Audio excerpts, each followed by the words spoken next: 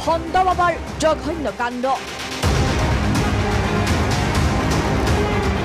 মহিলাক যৌন নিৰ্যাতন পাখণ্ড বাবাৰ এই বাবাজনলৈ মন কৰক এগৰাকী মহিলাক ধৰ্ষণ কৰিছিল এইজন ভণ্ড বাবাই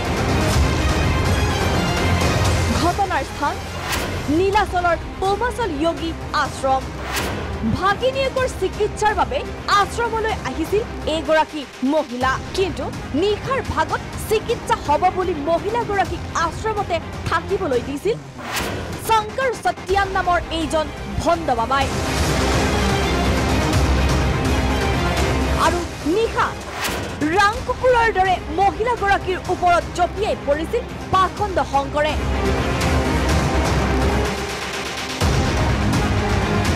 এই জঘন্য কাণ্ডৰ পিছতে সোমবাৰে জালুকবাৰী থানাত এজাহাৰ দাখিল কৰিছিল ভুক্তভোগী মহিলাগৰাকীয়ে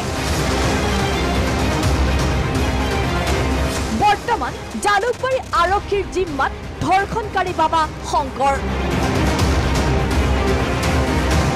মালিগাঁৱৰ পৰা সাইদুৰ ৰহমান ৰিপৰ্ট প্ৰাগ নিউজ